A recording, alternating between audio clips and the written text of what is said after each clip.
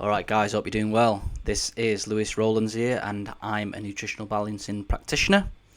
I didn't send out an email today because I'm basically going on vacation for a few days. I haven't had an holiday for a long time, so I'm going to go down to Wales in the UK for a little bit, for a few days. So didn't really want to send out an email because I didn't really know when I was going to be able to do a video. So yeah, if you are watching this, we do live events most weeks. To get involved in that, please sign up on our website. It's so important to sign up on our website because we don't know what's going off really with the internet at the moment. People are just getting pulled down left, right and centre. So as long as I've got people's emails, then I can always stay in touch if we have to move to a different platform. So just sign up at www.deephealingspace.com/sign up. As always, if you like this video, please hit the bell button, subscribe, like, share, tell your friends, all that good stuff. So to basically finish off this week on work, I thought I would tell you guys about my work journey when it comes to healing on the program, because I think me telling you about my experience is probably going to help you somewhat with your experience. So I'm going to go through chronological order as much as possible. And yeah, just basically tell you guys how I managed to navigate the work situation, because it's been challenging. So the first thing is, when I first come across the program, I was at university. And I've got to admit, it was actually a good time at university for me. Well, it was a bad time because I wasn't feeling good. But when I found out about the program, I was getting money from the government, in loans, which I'm paying back. But I could rest. I could rest when I want. I could cook my food when I want, and I was getting money basically, and it was really helpful. And that's why I say in the beginning, if you do have friends and family that can help you with finances, then that's a really good thing. And then I was doing the program for maybe 4, 5, 6 months, and within them months, I started to realize how ill I was. I was in a really, really bad way. My exhaustion was just unbelievable. I've never felt anything like it before in my life, and I realised pretty quick that there's no way I would be able to do a full-time job. And I know that my parents wanted me to, what was I going to do? I was, finish university. I've been there 4 years. Obviously, my parents didn't want me to just move into their house. I felt they wanted me to get a job and get on with my life and all that sort of stuff. And I just knew there was no way I'd be able to do that. So my friend, he was going to go to Thailand, and I just thought, you know what, if I can just get to Thailand, at least I can just rest a little bit and heal and that sort of stuff. So yeah, before I went to Thailand, about 3 days before, I ended up getting a insurance claim come through, which had been going on for years, and I got like a few £1,000, like a couple of £1,000, I think £2,000 or £3,000. It wasn't mega money, but it helped me out. And it was around that time where I started getting coincidences, these weird coincidences that you start getting when you start becoming more spiritually aligned and more in contact with God. And it was just a weird coincidence, and I was like, this is strange. I could feel it had come from somewhere else. And this is one of the times when, just about to go to Thailand, didn't have much money at all, hardly anything. I was going to try and teach a little bit of English over there. Really wasn't in the state to do it. But it was better than going home and my parents making me go and find a full-time job. So it was my only option. So I kind of went over there, and this come through two days before. And it's like when God sees you at your lowest, he sort of picks you up in a weird way. And I'm sure you guys have experienced that too. I definitely got helped with that. So I went to Thailand, and I was there for a while, and I realised at some point that teaching English wouldn't be the thing for me to do. And I had an idea of basically, on Fiverr and Upwork and People Per Hour, just to try and earn some money from graphic design or web design or whatever. So what I decided to do is I decided to spend £1,000 of that money on a laptop. Unfortunately for me at the time, I wasn't really aware of EMF sensitivity. I bought a MacBook Air. it was crazy EMFs, and that was really the moment when I started to sort of unwind the whole EMF situation. And I think I ended up making a couple of £100 on people per hour. I made one graphic design for someone, and I made a logo, I think, for someone else. But I really struggled because the EMFs were just blaring at me, and I really didn't have any idea about EMFs. And then at some point in Thailand, I needed supplements. I ran out of supplements, so I looked on the Dr. Wilson's website, saw a practitioner called Robert Morgan, who was around, I think he was about a 45-minute drive away from where I was from, where I was stopping at the time. I was up in Pai in the north of Thailand. He was in Chiang Mai, and I ended up hiring a scooter, and I ended up driving from Pai to Chiang Mai to meet this guy and get some supplements. So anyway, I met this guy at this 5-star restaurant in Thailand, and he was this really eccentric American guy, and yeah, I was like, wow, this is just crazy. I just realised I'd stumbled upon someone who was quite special, and he basically, I was talking about the program. Obviously, I was very enthusiastic about it. Told him that I was good on computers. Told him that I was, could build websites, etc. And he basically said to me, look, why don't you just come and work for me? I'm setting up a nutritional balancing retreat, blah blah blah. And I thought to myself, do you know what, like, if I've been on this journey for a while now, I'd realised that I'm in a really serious situation with my health. If there's any way of me healing, then surely actually living with a practitioner is the best thing I could possibly do. So I ended up telling my friend that I'm going to stay in Chiang Mai, and he ended up leaving. And that was it. I went down and found a place in Chiang Mai and lived with Robert. So I ended up working for him, which was, again, a divine alignment. I think it was because I was dedicated to the program. I got put into contact with these people. But I had a tough time. I didn't think Robert at the time realised how sick I was until I sort of started working with him. But luckily for me, he went, in the daytime, he went out traveling around Chiang Mai, picking up clients, speaking to clients. So I was basically in his house for the most of the day, which suited me because I was just in a mess. And I was working on a MacBook. He had a MacBook, and I just had a really bad time. It was the time I was figuring out EMF sensitivity. My mind was just racing constantly. I had chronic brain fog, chronic derealization, and I managed to just get through it. I managed to, I got into a habit of working 15 minutes, and then I would go outside in the sun, lie down, do the pulling down exercise for 10 minutes, which was one of the worst experiences ever because my brain was just going 1,000 miles an hour constantly. I just could not keep it under control. And yeah, so I ended up spending like £1,000, I think, on an EMF canopy for my bed. That didn't work out. So I was really struggling with EMFs, and it was only further on down the line where I actually realised about using projectors and stuff. But I wish I knew that when I was working for Robert, because I would just use a projector and things would have been much easier. But at the time, I was really struggling. I was putting supplement programs together and getting it all wrong all the time, constantly putting in the wrong numbers. And it was as if inside I knew what I was doing, but my brain just couldn't do that. I thought I was doing the right job, and then Robert would check my work, and I just got everything wrong. It was a really bad time for me. But luckily, Robert paid me enough to get good food, and I owe a lot to that guy. He really pulled me through the worst time. It was the worst time in Thailand, but at the same time, it was sort of like a fork in the road. I was in such a bad state that I don't think my parents would have been able to handle me. They wouldn't know what to do, and that was that.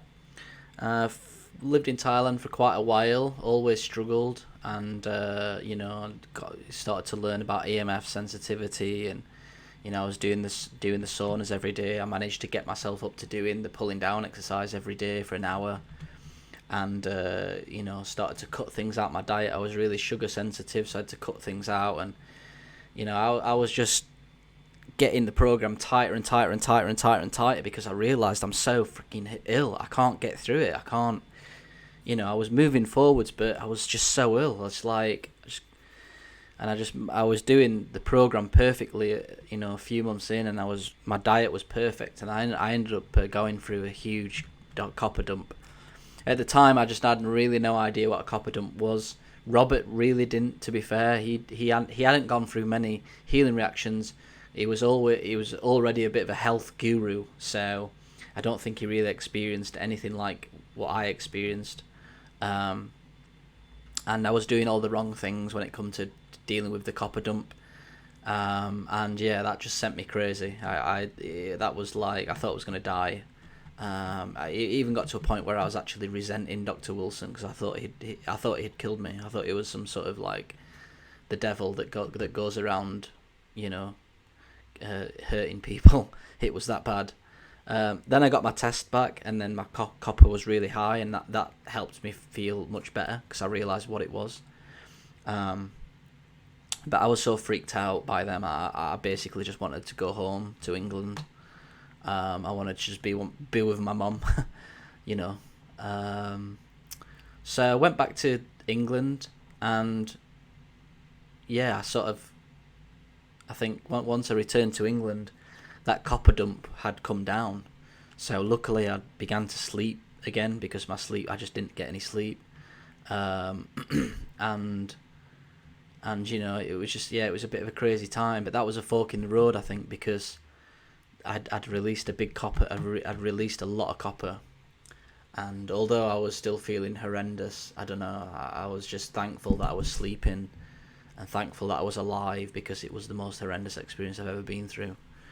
I don't want to scare you guys, by the way. Hopefully you guys are well aware of copper reactions and stuff. I just wasn't aware. I just wasn't aware of it. There was no one on YouTube like me talking about this stuff.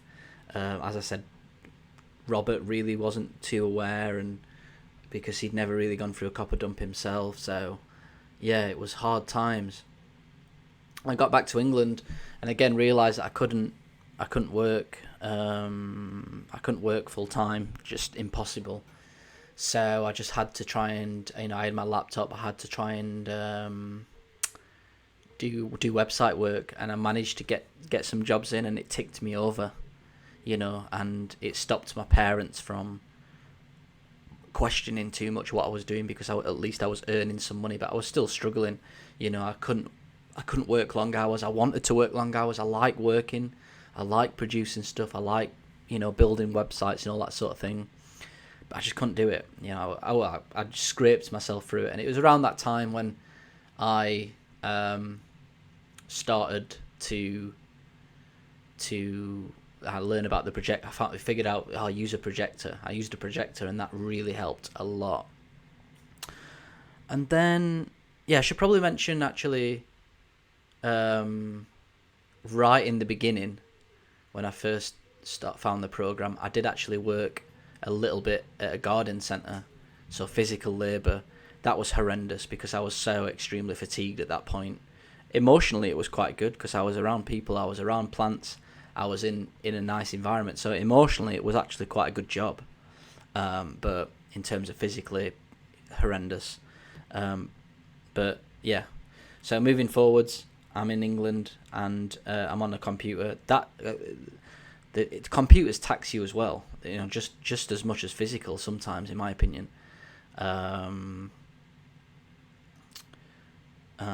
Yeah.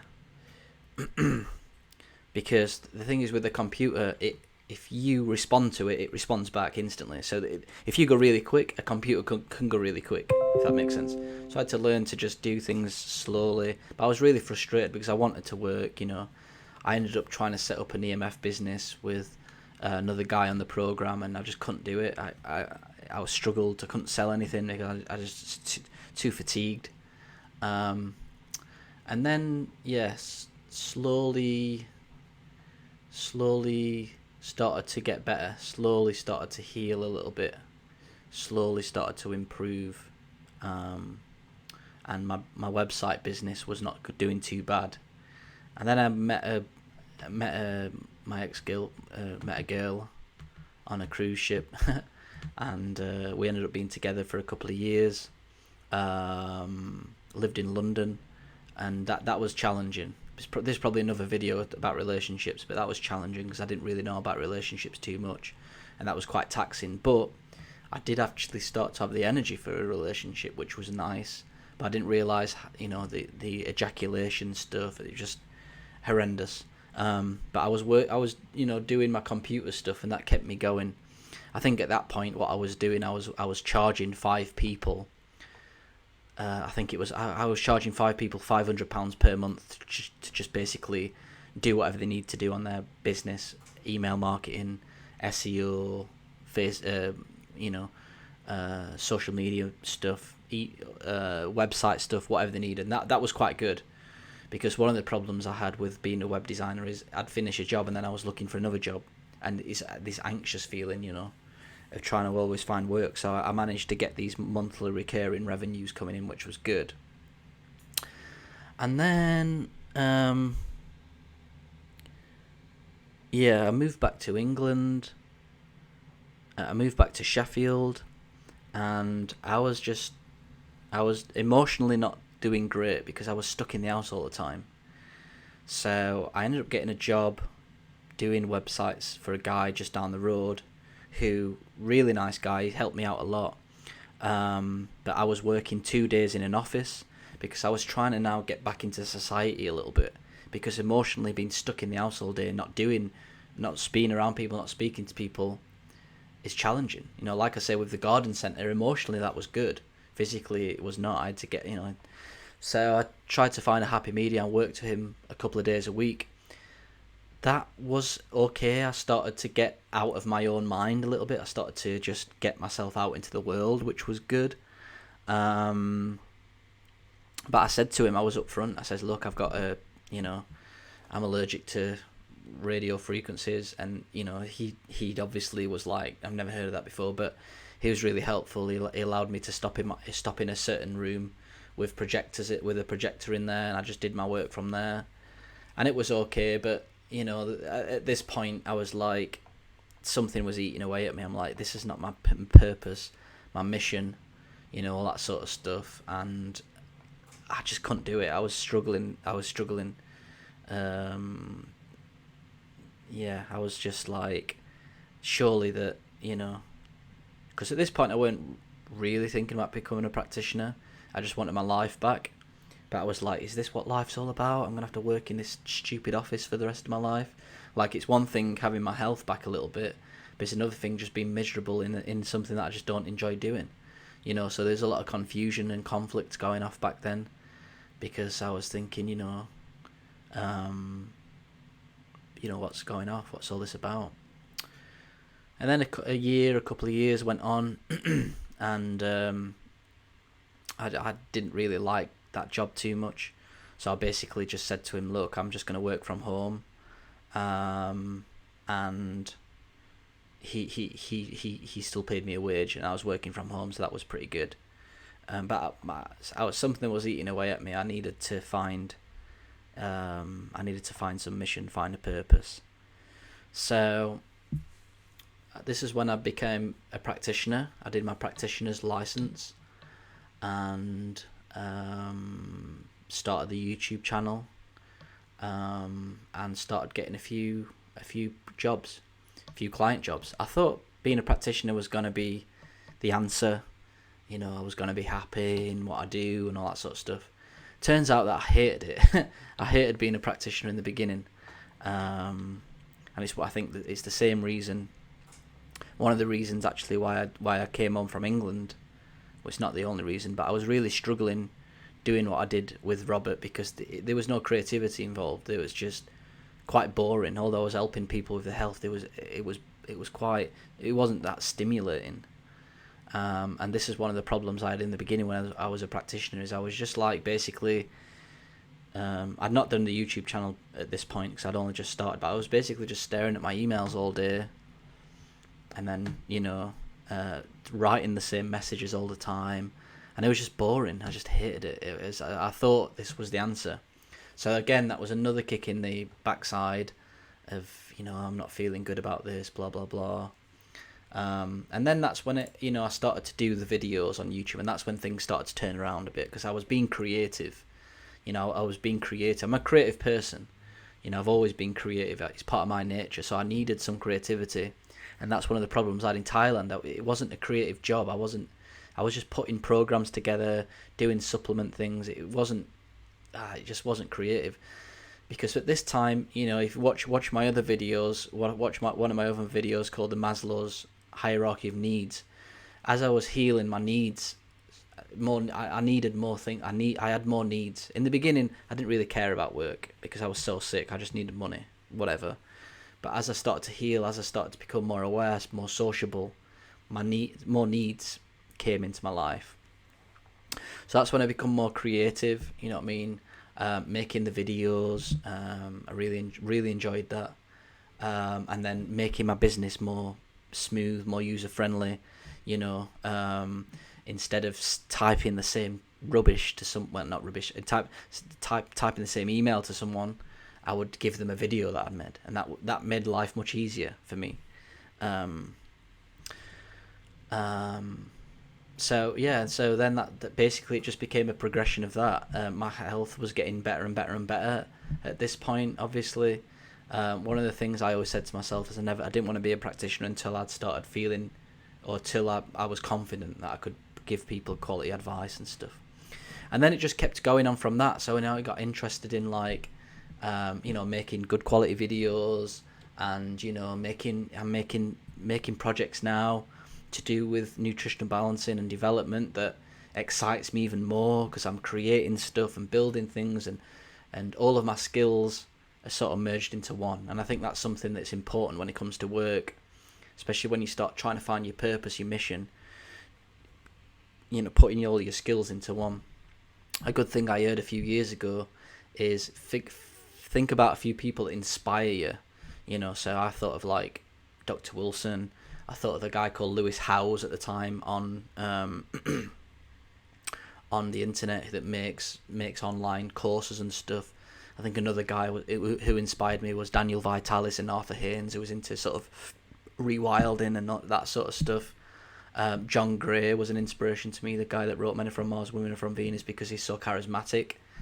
And he says, if you kind of get them 5 people together, mix them all into one, that's your sort of mission and purpose, and what you're here to do is sort of within that. And I've actually found that I'm sort of living all of them people at once into my own unique job, if that makes sense. So I'm helping people with the program, Dr. Wilson. Lewis Howes, I'm creating an online development platform soon. This is big news. I haven't actually said this to anyone, but this is going to be coming out soon. I'm going to be making more of an announcement to that, which is similar to what Lewis Howes does, but mine will be even better in my opinion. Arthur Haynes, Daniel Vitalis, they're into rewilding. They inspired me to live a life that's more in touch with nature, and I think that was a big help for me, going out on walks and doing this and doing that. So that lifestyle is integrated into who I am as a person, and that really helped with a lot of things. And then John Gray is quite charismatic. He's quite energetic when he's on videos and stuff. I'm not saying I'm the perfect John Gray, but it inspired me to make sort of online shows and videos and this new platform that I'm building is like all of them into one, and it's something that really fires me up inside. I've never really been able to do it because of time and money. That's been a big problem, but I'm starting to step into that now. And that's really exciting because I feel like I'm really stepping into what I was genuinely here to do. So that's pretty much it. That's my journey. Work journey. It's been a tough one. It's been freaking tough, man. And anyone that's on this journey, hats off to you, because this is a difficult journey. But when you get there, when you get to a position that I'm in now, life just becomes so much more better. The world around us is chaos, and it's so nice for me to be in a position right now where I'm not in a chaotic world, where I'm moving forwards in all areas of my life. In all my areas, all my little points in life are all fairly balanced. And when you get to that point, life becomes much more of a joy. I'm still even moving forwards. I'm pretty sure in a year, 2 years time, there's going to be more joy, there's going to be more excitement, more love, more this, more that. But I started off from absolute worst to the worst. Undescribable how it felt back then, and trying to earn money. And don't worry if you need to find work. I feel like I've always had to find work. I've always had to make money, and I think it's actually grown character. It's actually made me a better person. It does grow character a lot. It makes you more of a stronger individual, although it's challenging. So keep at it. Cool. All right then, guys. Well, that's everything. Any questions? Please leave it in the comments box. Next week, as I say, I'm going to be away for a bit, so I'm going to have a vacation and need a little break. But next week, I haven't decided what the topic's going to be. It might be a sort of miscellaneous week where every day we'll talk about something different. So we've got some exciting things coming up, some podcasts. Some people are going to be talking about astrology, hopefully. Some more testimonials coming up. So yeah, please make sure that you signed up on our website, www.deephealingspace.com. If you've learned anything from this video, add it into the comment section, because at the end of each month I give away a free hair analysis test. Alright guys, thanks for watching. I'm on vacation. I'll catch you next week. Bye bye.